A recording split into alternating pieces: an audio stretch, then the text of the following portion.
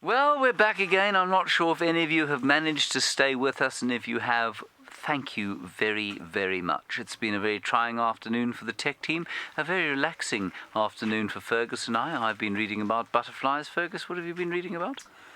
I've been reading about butterflies. Butterflies.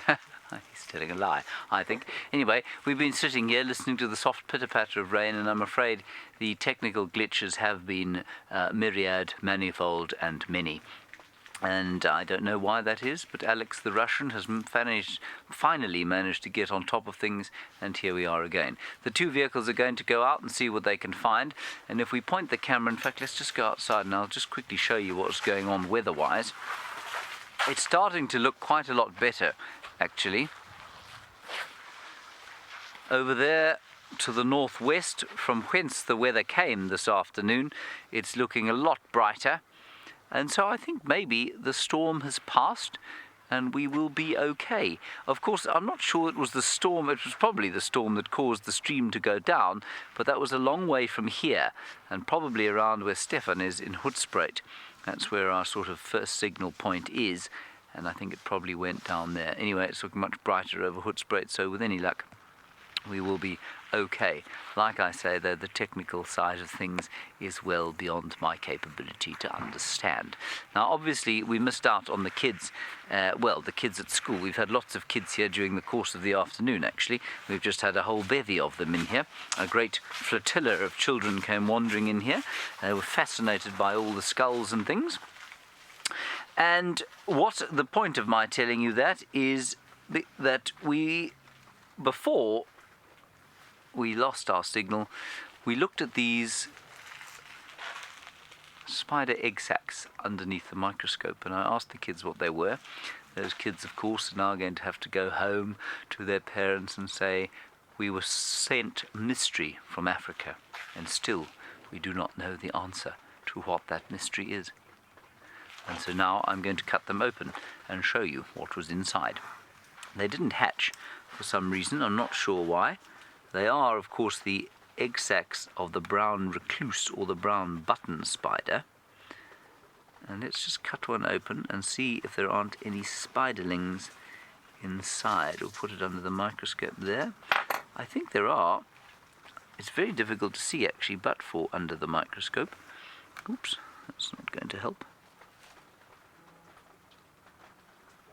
Whoa, to second custom. There we are. Well, there are the little spiderlings. You can see them there, the little brown bits. You can see their legs. These are well dead now. They've desiccated and dried out, and I'm not sure why or how or what happened to cause this sort of sad state of affairs, but there are lots and lots of spiderlings in here. All of them now away, I'm afraid, in the ether. So there they are. And unfortunately the adults have gone, which makes me quite sad because I was quite enjoying looking at them. And what I think is quite interesting here is that there are blue and purple bits and pieces in amongst the sort of threads of silk that have been created by the spiders, and I don't know what that is. It looks almost like sort of human origin. Anyway, I'm not sure what that is. Whoops, daisies. Somehow unable to control where I move this thing. Right, there we are. Okay, so those are now finally, after many, many weeks in here, going to go a war. Then, of course, the flower that keeps on giving, the Wolftheria, over here. We were rather hoping to find some creatures on it, but unfortunately we haven't managed just yet. And so we will keep doing that during the course of the next hour or so. That's all we've got left with you, I'm afraid. But with any luck, Tristan and Ali will find something interesting in the bush itself. I'm now, of course, scraping the bottom of the barrel, trying to find you things in here right now. Let's go down and look inside this grass stalk. There we are. And often when you do this, of course, little insects emerge. But all of these grasses now, of course, have released their seeds to the wind, and they are waiting basically to become either dust again or fuel for fires when the fires come through here in September and October. There is a piece of caterpillar dung. Very nice. See that, folks? Delicious caterpillar dung. Friday afternoon caterpillar dung. And there's some water. And otherwise, oh, that's not a creature, is it? It's just water, isn't it? Yes. Not a massive amount. Let's just keep looking. And that is Chloris roxburghiana coming to the end of its passage, and as it disappears I can hear the sound of a vehicle heading into the bush. It is Tristan, and he would like to greet you as the evening falls.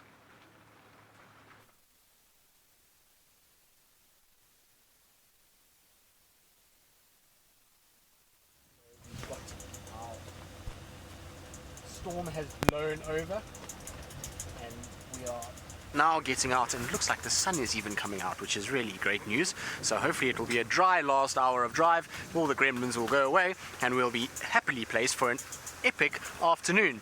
Now I wonder if the animals aren't going to come out now, because now that the rain is kind of pushed away a little bit, there's still quite a bit of a wind, but the wind is settling slightly, that the animals might come out after this rainy section now, and maybe we'll get lucky and get some nice things to see. So I think what we're going to do is Jean-Ray and I are going to head off towards the hyena den, and we're going to try and see if maybe those cute little hyenas are going to come out and play after a rainy sort of start to their afternoon. So that's going to be our plan for now. Unfortunately, there's going to be not much of a sunrise. You can just see in front of me, though, there is some beautiful colors that are just on the horizon. Now, that's not where the sun sets. That is actually straight south. But because of the cloud cover, there's a bit of a reflection of light, and where the rain is falling, there's some colors on the horizon. So it's actually really pretty out here. And if the wind stops, it will be a beautiful evening. And it'll be so nice just to hear all the sounds and the smells after the rain. It's going to be very spectacular. But like I say, that's only if the wind drops, because it's a little bit chilly at the moment, a little bit cold with that wind. Now, I would imagine also we'll see quite a few very unhappy birds. It's going to be quite funny to see them all puffed up.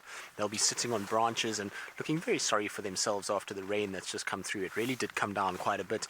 I would imagine that we probably had another 20 mils at least on top of the 30 that we had last night. So that's 50 mils in the last 24 hours, which for us is very good rain, particularly at this time of the year. This is very late rain for us, so really, really good to have it.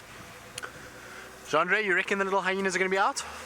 Yes, so Jean-Ray is quite excited because Jean-Ray has been stuck in the office. He's been doing preparation work for the Masai Mara. So for those of you that are new viewers and not sure what that all means, it means that we are taking Safari Live into Kenya to go and cover the Great Migration. So we are going to be heading that way, and so Jean-Ray's been doing lots of work to try get us all sorted out for that. And so he hasn't been on vehicles very much, and I don't think he's even seen the little hyena cubs. So it will be nice for him to get a little glimpse of them. They are very, very cute. So I'm hoping they will be out and about. Might be a little bit early for them, but isn't this incredible? I'm going to go forward a little bit because there is the most magical bank of cloud on our western horizon. Now I'm going to just try and get to the position that Jean-Ray can actually show you, because we have our rain covers on and our roof, which makes it a little bit difficult. So I've got to face forward so that the camera can see. But look at this low sort of bank of cloud that is rolling in from that western horizon. It almost looks like a massive sausage that's on the horizon. Look at that. Isn't that beautiful? Absolutely incredible. And now if the sun gets out just a little bit, comes down a little bit lower, maybe that's all going to get highlights of pinks and oranges and might be quite spectacular. The only problem is I think if that cloud hits us, we're in for a bit of a problem, because it looks almost like fluffy ice cream that's coming over, and it almost looks threatening and cold. So I don't really want that over the top of us, but hopefully that will stay away. It's just really special to see it so low on the horizon like that. Absolutely incredible.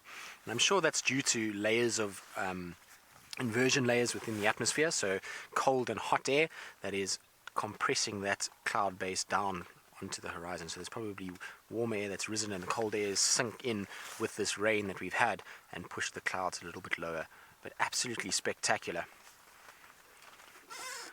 Right, so we're going to carry on towards the hyena den now that we've admired the horizon and the clouds. Now, before the rain came, Ellie was out, but she didn't get to say hello, so let's go over to Ellie so she can say a good afternoon to all of you. Hello everyone, and welcome to this last, very finally dry part of our drive today. We still have lots of time to go around. My name is Ali, and on camera today we've got VM helping us out and just showing you what the African bush looks after a very, very proper storm. So we had about, I think, two and a half hours of proper storm. Tristan headed to the west, and I believe he was showing you some very amazing cloud formations. And we are heading towards the eastern side, and I would just like to carry on driving around here just to show you guys what beautiful sunlight is coming from around this area. So you see just right over there, beautiful clouds are gonna start appearing and a bit of blue sky, so hopefully tomorrow we won't be underneath so much rain, although it was a very hot day today, so we're all quite happy that there was some rain. Probably some of the last thunderstorms of the season before we start heading off or easing off into winter. There we go, you see lots of puddles on the road, so we've had quite a bit of a downpour. So let's see what we can find around today. I'm sure sometimes this is the best time to be out, actually.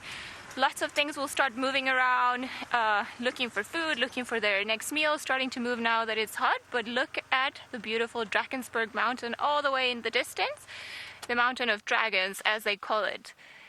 So it is quite funny because we've got, you see that thick stripe of clouds just on top of the mountains, and then just the beautiful, beautiful sunshine coming through. So just the last rays of sunshine before this day comes to an end. It has been quite a dramatic ending to it, but it's very much worth it. I mean, look at those clouds over there. This is just pretty fantastic. Not a bad day after a full-on African storm.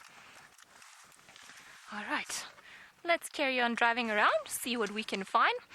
There were apparently some reports of lions not too far south from where we are here later on during the morning.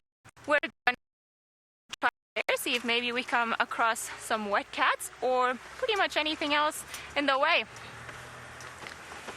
Okay, I believe, however, that Tristan is with some pretty spots, or he went looking for them rather, I should say. So let's go back to him and see if he got any luck. Well, we haven't quite got there yet. Jeandre and I were discussing that beautiful cloud on the western horizon and how it's formed and whether it's fog or mist if it rolls in. And we've decided that it will be fog if it arrives because it's going to be very dense and thick, and it's caused by a certain temperature, and that's why we've decided it's fog. So we haven't quite got to the hyena den yet, but we are almost there. We are about 30 seconds away. Oh, hello, Scrub Hair. That's a welcome surprise. So earlier in the afternoon, before our gremlins struck, I was saying that some of the nocturnals might be out a little bit earlier. Sorry, Jeandre, did you see that woodland kingfisher? I didn't see it. But here's our scrub here. Now, I don't know if we're going to be able to see it. Jeandre, if I get out the way, can you see it just there? There it is. Sorry about the bar, everybody, but we've got our rain covers on, and there's our little scrub here, who looks mortified by the rain. You can see it's all damp. Its coat is matted. And look at the little nose trying to sniff to see what we are and whether we're a threat. Now it's using its camouflage to try and hide away, so it's trying to stay as still as possible in this long grass, and you can see that coat pattern actually works very, very well. Now if we're a predator, most of the predators out here have very limited color vision, and so that coloration is going to blend in really well and make it really easy for the scrub hair to stay nice and still and maybe be overlooked by a predator. But it would be quite nervous, and you can see it's actually shivering because of the wet and cold, so it's not going to be that pleasant, and so maybe that's why it's out and starting to move, just to get a bit of body heat going so it stays nice and warm. Shame, little one, are you cold? I suppose it is actually very chilly out here compared to what it's been over the last few weeks. It's quite cool, and I suppose if you've just been rained upon and you're sitting in some cold, damp grass, it can't be that nice. So I think we're going to leave this little one so it can start moving around and doing what it needs to do. Oh, there we go. It's just run out onto the road, actually. You can see those long ears. Now, those ears are what makes the difference between a rabbit and a hare. And also, you see the way that it moves? It is running rather than hopping. Now, rabbits like to hop. I sincerely hope that the little hyena cubs are not out, because otherwise that scrub hair is about to run into a lot of danger. So let's go forward and just see what's going on. So Ryan, you're wondering if any of these roads get dangerous to drive on after the rain. Well, yes, they do. So some of the roads will actually close after a certain amount of rain, and the reason why is because of the type of soil that's in that area. So some areas like here where we are now is a very sandy based soil, so the drainage is very good, the water gets off the road is also being compacted over time, and so it's actually not too much of a problem. But in other areas where it's closer towards riverbeds, you get a more sort of clay type of soil, and that clay soil is really very difficult to drive on. It becomes very slippery and the car can slide from side to side, and so you've got to be a bit careful. Now I'm just checking at the hyena den. I don't see anything at the moment, but they have been lying around the other side, so I want to quickly just go and check there. But yes, it can be very dangerous, so we'll close certain areas that are a little bit too slippery, and also any of the river crossings. Now some of the river crossings you have to be a bit careful, because even though we've had rain here, we're not sure how much rain has been anywhere else, and so you've got to be a little bit careful with where you go, because sometimes you can get caught in a flash flood. Now there is no hyenas at the den, unfortunately, but there is the most beautiful coloration that is just coming out as we start to finish our day. So unfortunately the hyenas, I think, are still inside there evading the rain and the cold.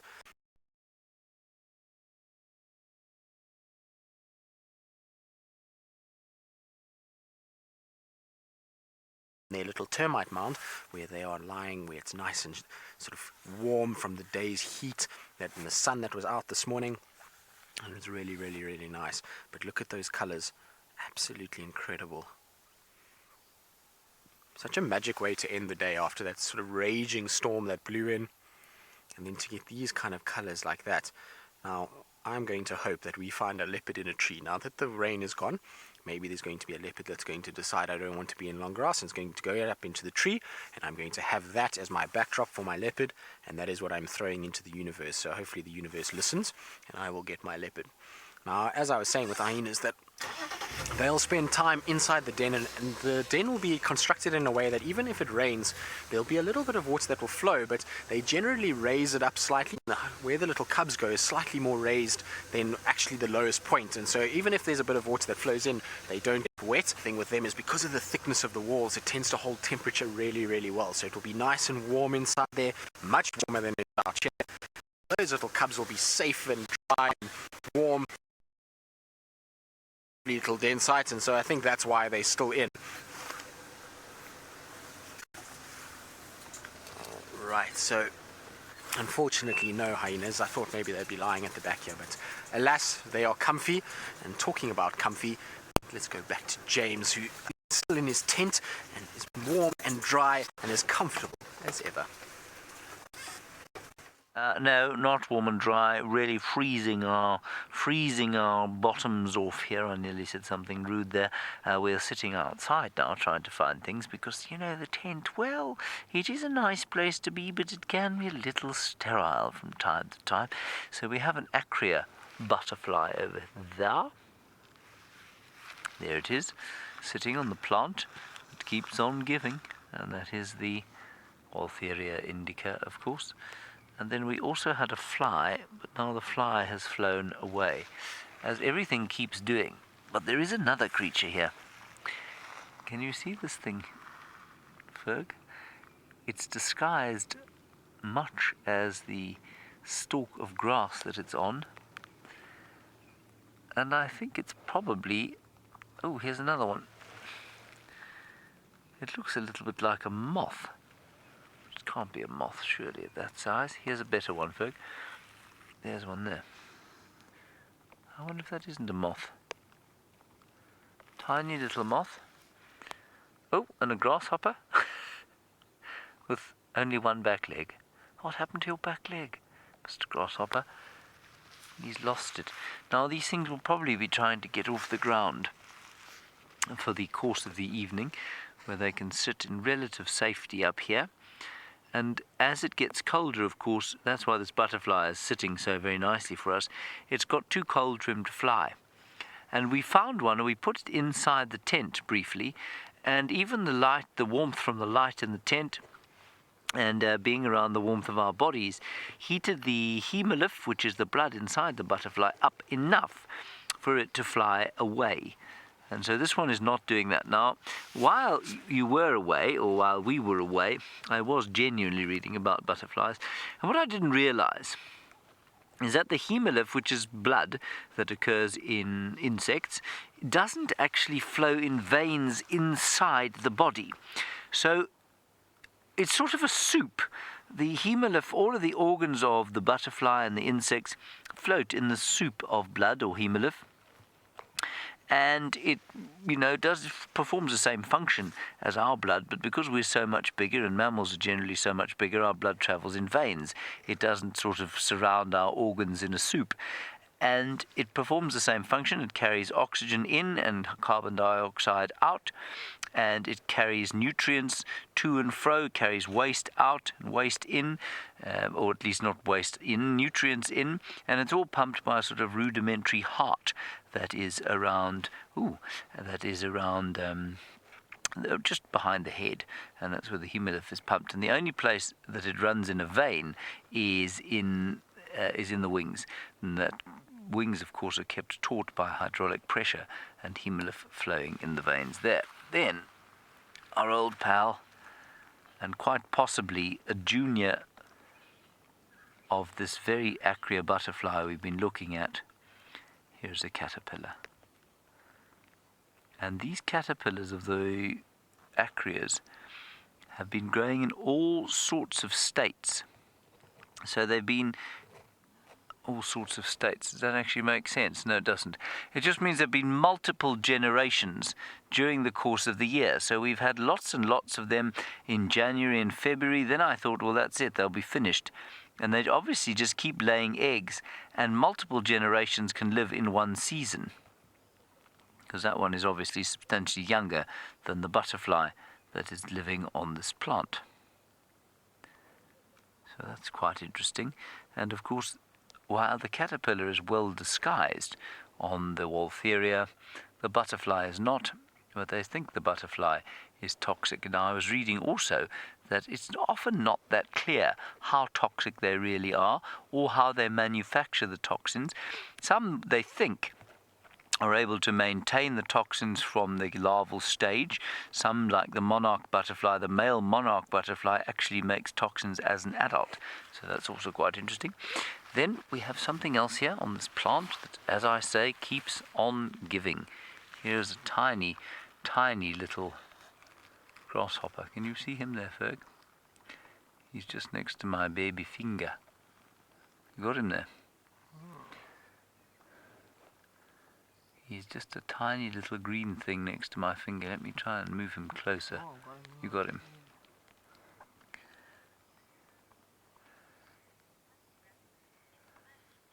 Oh, he's very cool. And also looking to gain a little bit of height before the evening, where he will hopefully spend it relatively dry compared with how his afternoon's been. Good. Let's head across to Ali. She has found herself something substantially larger and generally more considered an iconic creature of Africa. Well, our very much larger animal has decided to be slightly unfriendly and has disappeared into the bushes. Just to give you guys a bit of an idea, it is the biggest, rounder, gray one we have around here, but he just seems to... Oh, there we go. There's another one right there, you see? This is what I get for looking in the wrong direction. Hello, young boy. So, at least we know the elephants are out and about today. And they are looking quite gray, thanks to all the rain.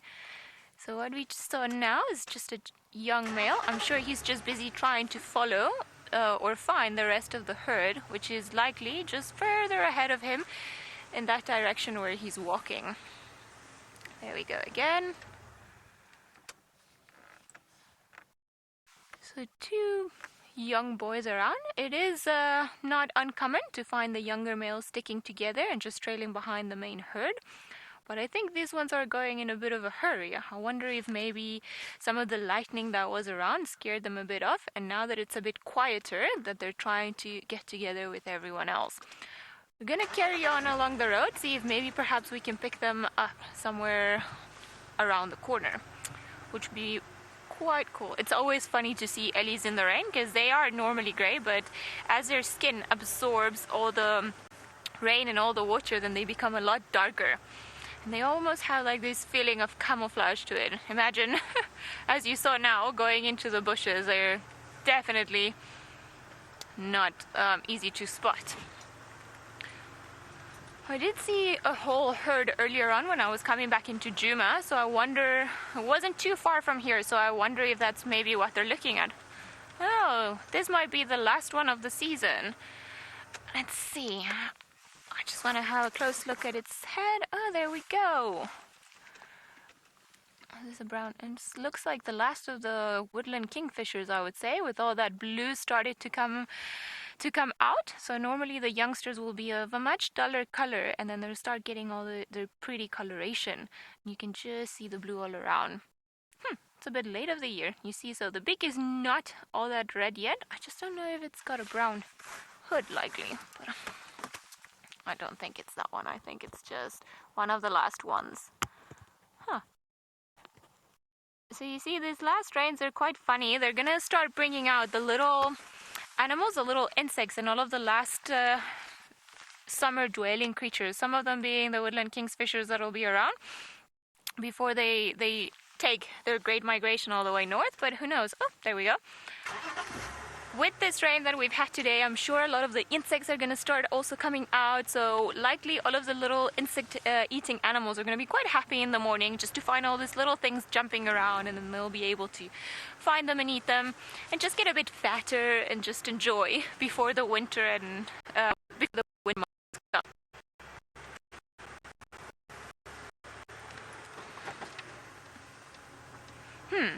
We're gonna carry on looking for the rest of the herd. I think it's gonna just take us a little while longer before we manage to just do a turnaround. But let's see what beautiful sky Tristan is indulging in. Well, it is the most insane sunset. These storm clouds and these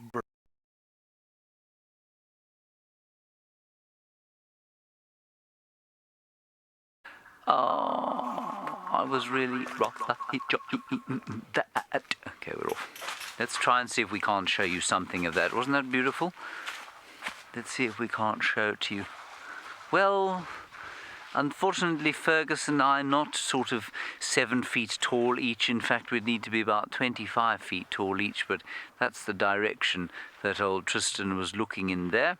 And you can see those clouds moving quite spectacularly from the west. I mean, so the wind is still blowing in the same direction that it was when it brought that quite terrifying storm to our doors a little bit earlier. And if we come up from there and follow slightly around, you can see the pink tinge actually right above our heads, which is rather special. And there's still a feeling of ominousness around the place. Can one have a feeling of ominousness or ominosity or omination? Omnipotence? Something like that. Right, Tristan has managed to find his picture again. Let's go and have a look. Tristan has not managed to find his picture again. Let's not go and have a look. Let's see what we can find. Last light of the day. Let's see if we can't find something interesting out here. What I was doing there was discovering the acria species that we've been finding, and I think those bright orange ones that many of you would have seen, you will recognize as a clear spot acria. So I think that's what they were.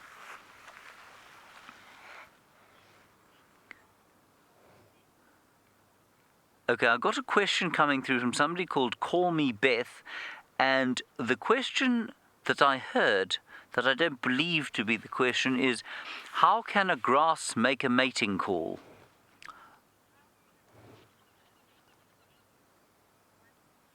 Oh, I see. That's a very good question. We saw that grasshopper with one leg, and you say, how can a grasshopper make its mating call with one leg? In other words, how can it stridulate? Well, I suspect that it only needs one leg. They don't rub their legs together to make the stridulation. They rub their legs against, their spines on their legs against a membrane on the side of the abdomen, and that's what makes the stridulating sound, as far as I remember it. and so it'll be okay. Look, it's not going to be performing Tchaikovsky's Violin Concerto in D major, but it will probably be able to play some rudimentary tunes as it soars away on its membrane. Yes.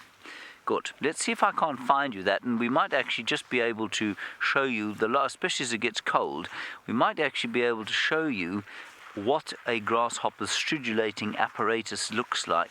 And in fact, there is one here. Wait 1 second. Don't move. Don't move.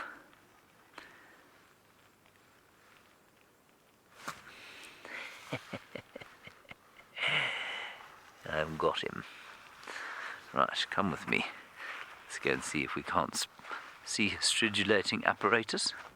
I can feel it sticking into my finger as we speak.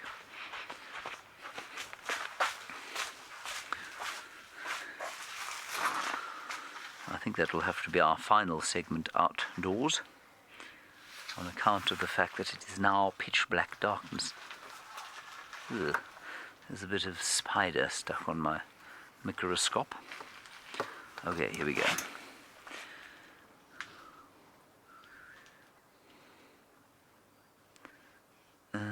No, I need a better angle than that.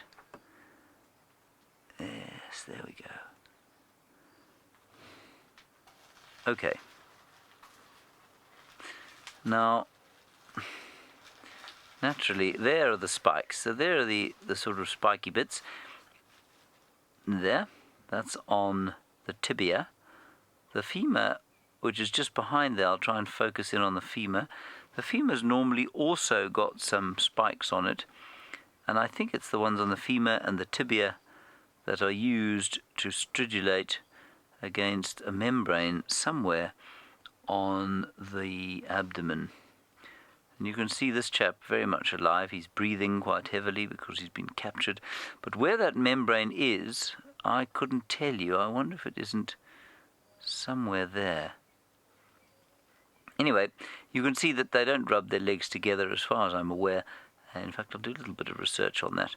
And what they do is rub them against that membrane, and they play beautiful violin music. And there's his mouth.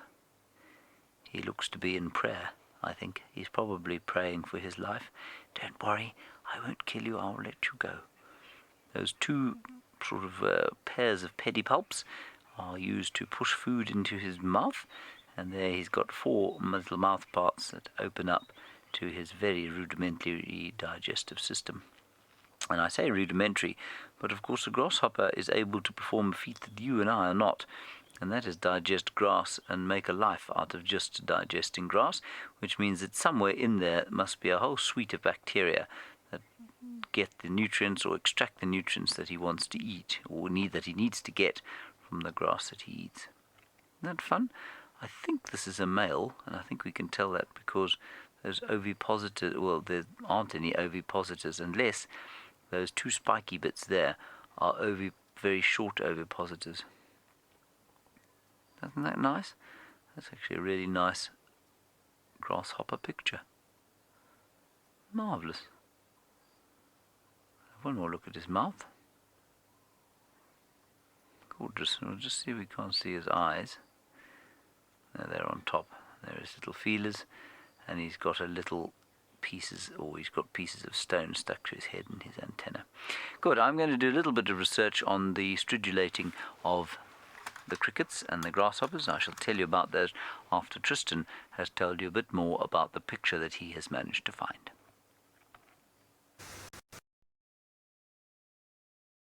We have, and now I'm naughty because I mentioned the G word, which is the gremlin word, and I said that we didn't have any and they were gone and we'd vanquished them, and then we just back again. Now, in the 2 bright white shining objects, so we've got southern white-crowned shrikes that are there, and so they are very, very pretty birds, but I don't want to blind them, so I'm not going to stay on them for too long. Hello guys, are you drying out after the rain? You can see they're all fluffed up there, so they're trying to trap air against the body in those feathers and just trying to keep their body a little bit warmer. But yes, as I was saying, unfortunately we lost picture on that beautiful sunset. It was absolutely magnificent. Unfortunately our bird has flown away. but it was really, really spectacular, and it didn't last for long, unfortunately. It just kind of was brilliant for a few minutes, and then it just faded right down, and that was the end of that. Now, considering that the sun is now down, the hind den was not active, I think I'm going to go and try my luck for the two little royal cubs. Now, I know Brent said that they were reunited on Little Gowrie this morning, so maybe, just maybe, we'll get lucky with the two of them coming back our side. So I'm going to check our southern boundary, just see if there's any sign there. I know also that some of the guys from the west said this morning they heard someone's calling, so I know Ali's been in that area, so I'll definitely keep an eye right down the sort of get an update on the radio that somebody heard some buffalo in distress on Buffels Hook. So I wonder if maybe lions went hunting on Buffels Hook, and the guys that heard that audio for those lions calling, they just were a bit mistaken. It often does happen when we get a bit of cloud cover and you see a bit of rain or sort of low clouds. When lions call, sounds like it's a lot closer than it actually is. It almost like it echoes through that cloud base and sort of holds the sound in, and it tends to travel a little bit further. I'm sure it's got to do with the fact that it's actually much cooler when we have that cloud base like that after rain, so the mornings are colder, and same with the evenings, and the sound then just travels a lot further through cooler air. It tends to transmit sound a lot better than when it's hot. Hot air often is full of moisture and is therefore a lot sort of denser, if you want to call it, for sound to travel through. So colder, cooler air is better for sound, and that's probably why we hear the lions from much further afield and it sounds like they're much closer. So I'm sure those lions that maybe were giving those buffalo a hard time are the same ones that those guys heard, but you never know. There was that one female from the Djuma Pride missing yesterday, so it's possible that she could be around and maybe trying to contact call the others, so you never know. Now, like I say, I'm going to just check the southern boundary just to see. You can never be too sure and count out these little royals. They seem to move all over the place. So, oh, hello impalas. Now, we're not going to shine on them.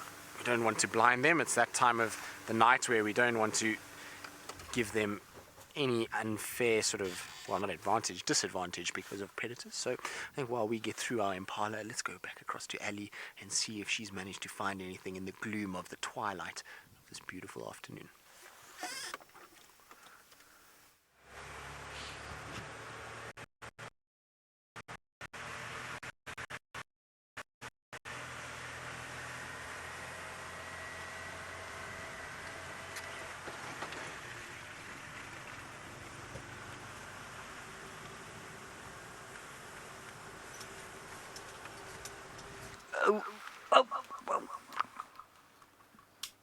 Right. Sorry about that. We obviously are soldiering through the next half hour or so. Many technical problems, and hopefully they'll be fixed by tomorrow. Oh, sorry. Oh, quickly over to, I don't know who's got her. Go. So as you can see, guys, look who we've managed to find, little Shongile, who is now stalking through the grass. Now, I wonder if she's hunting these impalas. So I'm just going to turn my light off for a little bit. I know it's really not easy to see, but the impalas were right here. It's the same impalas that we were just trying to drive through, and out of the bush popped this little leopard. So is watching exactly what was going on. Now, unfortunately, we haven't got our infrared set up yet, which is not ideal. Now, I'm just going to see if she's going to come across the road, because she should pop out right in front of us on the road. Now, I'll try and just see if she's going to stay there. It looks like she's just sat down behind that bush, so she's going to use the darkness there. There she goes. Look at how she's leopard crawling. Now, I wonder, is this not... No, it is Shongile. It looks like Shongile. I might be wrong, though, for those of you who are out there. Hashtag safariLIVE. So, Jean-Ray is going to put it into IR on the camera just to see if we get a bit more light on it. Now, like I say, it does look like Shongile, but I might be wrong. So for those of you who are watching, hashtag safariLIVE if you know exactly who this is. But isn't this amazing? Look at how it's down on its belly. Yes, I thought it was Shongile. She is very small, but with all the wetness around her nose looks much darker than normal. But look at her stalking along. Now, unfortunately, she's stalking right into Little Gowrie, which is not ideal for us. But as long as she sits maybe next to the road here, we might be lucky and we'd be able to then sit with her for a little bit. Now, the impalas are probably about 20 meters to the south of us. And that's exactly where she is. And look at how she's just trying to keep low. So even though she's not been that successful with bigger animals, you can see it's not for lack of trying. So she's really trying hard to get herself into a position and to be able to stay nice and low. See, she's keeping her profile down, and look at those spots, how they just blend in to this environment as she starts moving along. And see how careful she is with her paws. She's trying to put her paws in all the right places. Now, unfortunately, she's going to go behind a little bush here, so I'm going to just roll forward slightly just so we can keep contact with her, because otherwise we're going to lose her quite quickly in this long grass. But I've actually lost her already. Oh no, there she is. You see her there.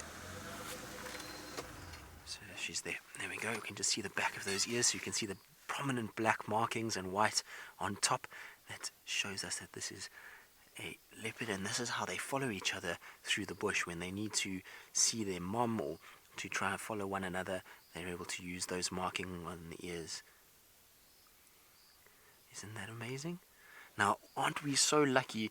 Like I said, it was a very long shot to come out here and to be able to see if we could find these, well, one of the cubs, and luckily we have. Now, I wonder if Hosanna is not somewhere close by. It's a good sign that she was on our side and she's now going southwards just hunting these impalas. Maybe she's going to come back, but it could mean that maybe Hosanna is somewhere around Twin Dams, because we're between Twin Dams and the quarry, which is their sort of favorite haunt. So I wonder if he's not lying at Twin Dam somewhere. So I'm definitely going to check there if she disappears into the long grass. But what I'm hoping is that maybe these impalas sort of move back towards our side and we'll be able to then follow her on our side. But isn't this incredible? So exciting to see her again, and she's looking so good. The last time I saw her, she looked a lot skinnier than what she does now. Now she's looking a little bit more sort of fuller. I wonder if she's not had a few terrapins for meals and maybe a few scrub hairs, and conditions like this evening are going to be perfect for her to hunt. So I reckon that this is a good time for her to be trying to follow these impalas. But isn't that amazing? Look how she's listening. She'll be using that incredible eyesight to be able to determine her environment around her. Absolutely incredible. And I cannot tell you how quiet it is tonight. I think because of the storm, a lot of the birds are not singing like they normally would at this time of the day.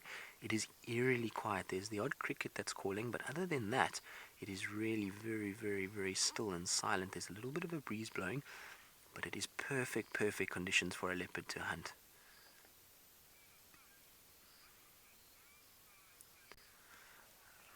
Cedar Point.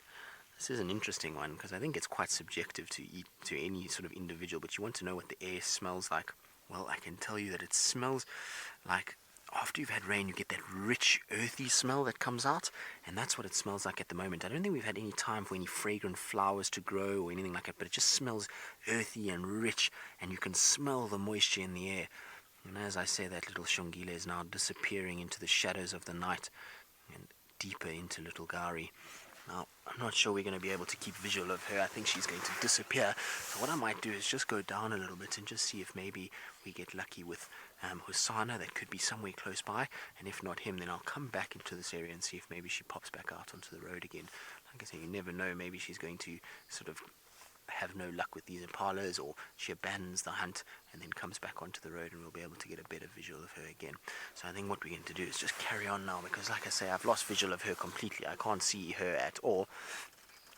But isn't that exciting? What a way to finish the afternoon. We're very, very lucky to have bumped into her at the perfect time. So it just shows you how important it is to actually stop when you see impalas and to look around, because had we not sort of gone very slowly through those impalas, we might have driven right past her and not even known she's there. So really, really exciting way to finish the day. Now, we're going to carry on and see what else we can find, as I said. And while we do that, let's go across to Ellie and see if she's had any luck with her lions.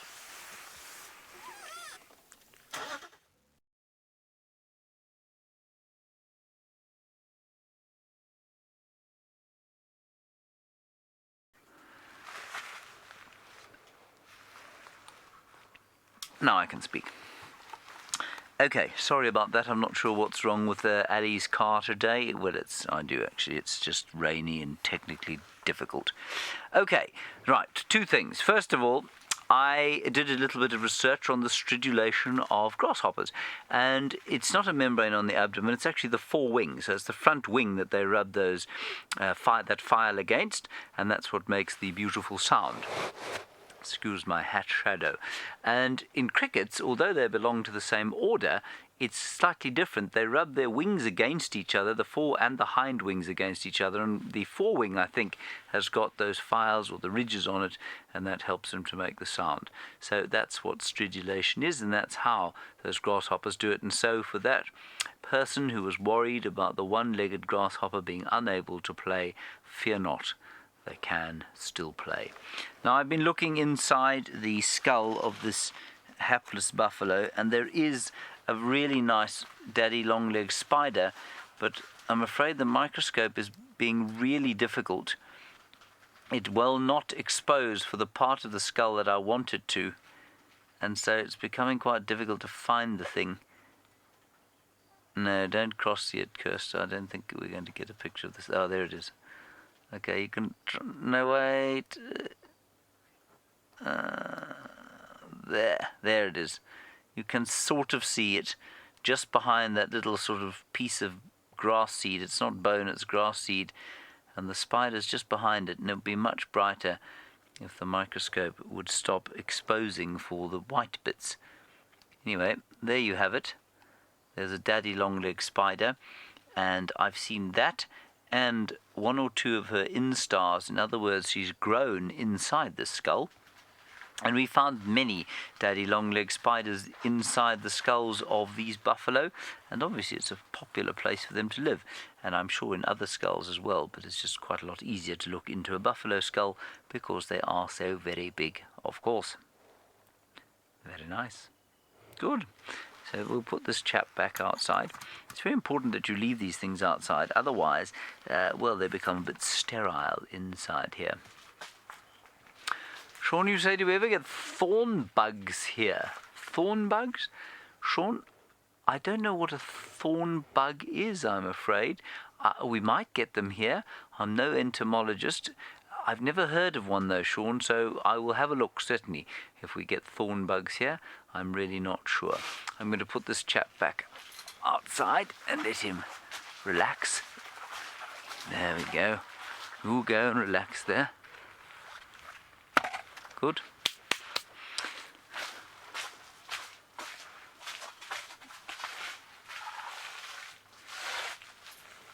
Cedar Point, you say, were these skulls once living? Yes.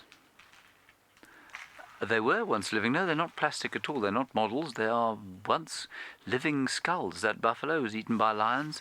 That buffalo was also eaten by lions. The giraffe behind me was eaten by lions. I think those warthogs were probably killed by leopards. And so, yes, absolutely, all of these things were at one stage living.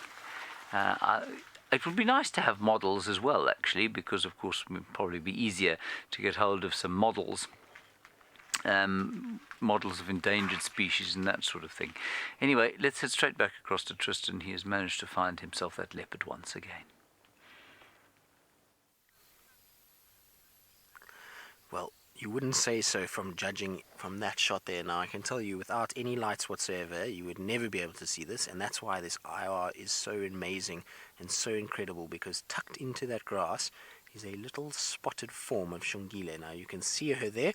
There those little spots are, just showing themselves. Isn't that amazing? Absolutely incredible camouflage that this leopard has, and you can see why at night they spend so much time hunting. And that's because they just disappear in this darkness, and it becomes so difficult to see them.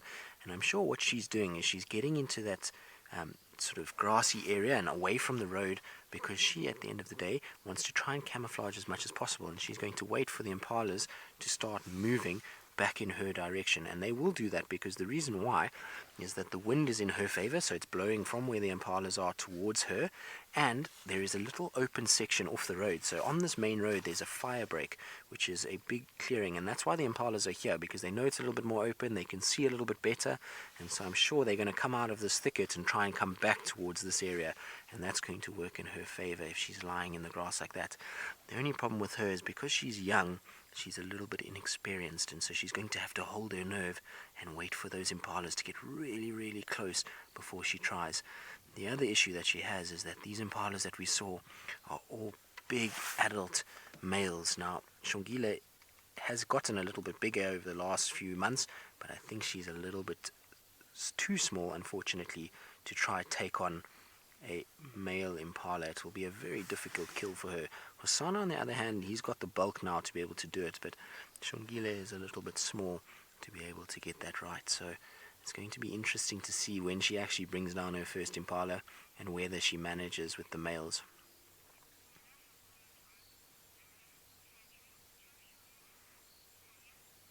So William, you're wondering if Karula could have moved on and left this habitat or this territory to Shongile.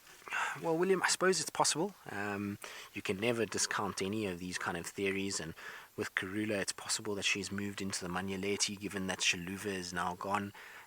She could have moved further south. These are all possibilities, but it's just a really tough thing to think that she's decided to leave her cubs so quickly and with such an abrupt sort of end. You know, normally with leopards, you'll start to see a slow wearing down of the relationship. So the mother will start to growl, she'll start to hiss, she'll no longer fetch them for food as much, but it's a slow process. Whereas with Karula, it seemed like she was with them one day and then the next day she was gone. So I don't know. I mean, it's possible she could have moved and left this to Shongile, but at the end of the day, this has always been the core of her territory. She's always used this as the place where she's had her cubs, where she's denned, and so it would make no sense to me that she's just left these cubs here and left the area that she's most at home to. Now, you must remember that she's had multiple litters, so this is not her first female that she's had. She's had, Shadow, Tandi, Shavinzi, and those are all leopards that she could have potentially left them on Djuma and then moved elsewhere because of the fact that Safari, Intima, Ostrich Koppi's female, Kwatile, they've all moved on. They've all shifted into other areas, and that means that there was all this territory available even when she had Shavinzi. So at the end of the day, I don't think that's the case, but it's possible. It really is possible. You never know with Karula. You can never discount her. I know that there's been times where she's been missing for 2-3 months, and all of a sudden she just pops out of nowhere as though she's always been there.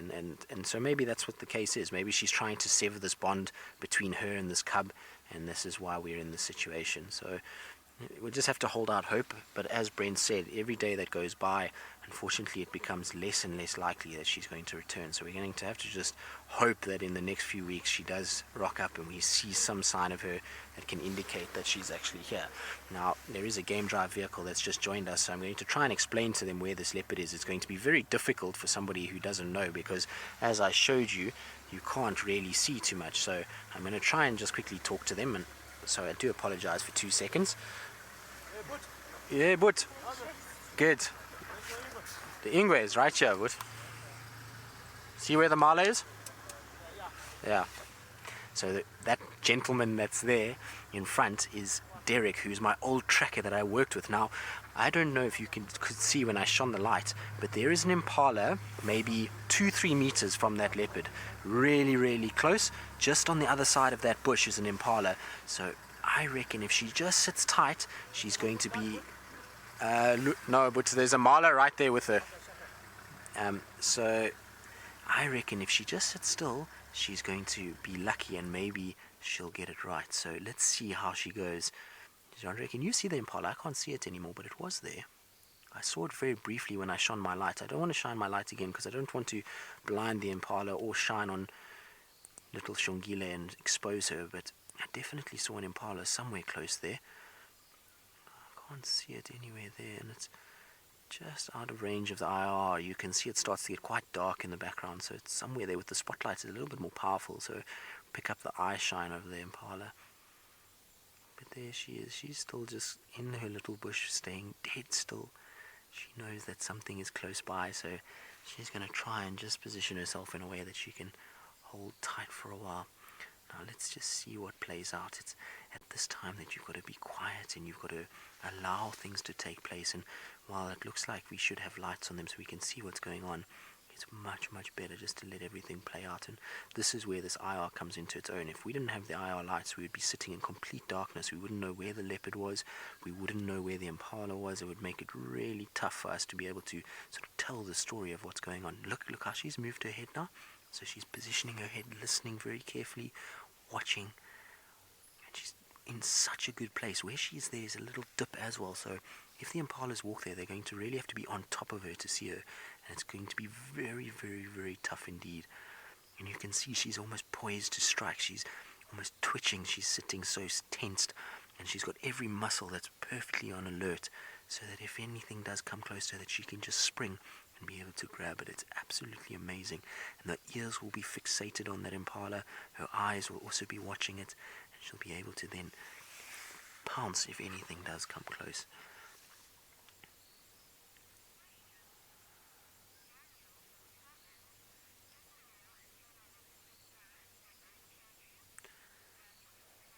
So, Daniel, you're wondering if a female and male leopard decide on their own territories? Well, no, not really. They obviously would love to stay in their natal territory because that's what they know and that's what they're comfortable with, and they know that there's safe points and places that they can go to for food and water. But unfortunately there's competition, so there's going to be other males and other females that are also occupying those same areas, and that means that those leopards get pushed out by those more bigger territorial, more experienced animals, and so they don't really get to choose their territory as much as they would want to. I would imagine they have to try and work for it, and they try and find places to be able to find a territory, and as soon as they find a gap where there's no potential threat of a female or a male, they then settle down there. And that's why generally females give a section of their territory to a young female, because she's not strong enough to push out older females, and so she's got to kind of allow for this process to take place, and for that little female to get bigger, to be able to then challenge the females around her and expand her territory. Now you will see a light every now and then shining. Like I say, there's a game drive vehicle that's joined us with guests that are from around the world, and so they obviously don't have IR and they can't see this leopard, so every now and then they're just shining just so they can get a better idea of where the leopard is. So there we go, you'll just see a light flickering every now and then. Now I can't see the impala anymore. I don't know where it's gone to.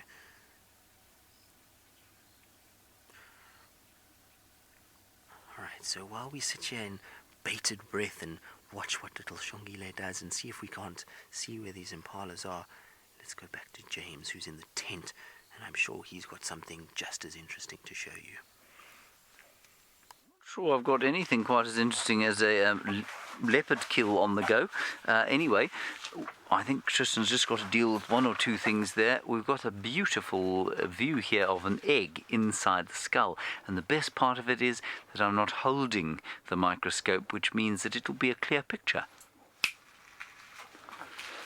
There we are. There is an eggie in the bottom there, and it looks like a relatively fresh eggie, and I wonder if it doesn't belong perhaps to a gecko or a lizard. And many of the geckos actually only lay 1 or 2 eggs per season, so I think that's easily what it could be, a gecko egg. We'll keep watching it as the season progresses, but what I don't want to do is to leave the skull inside anymore. It's much better to keep it outside, because then of course things can come into it and go out of it at will. Good. Then I've been looking at the thorn bugs.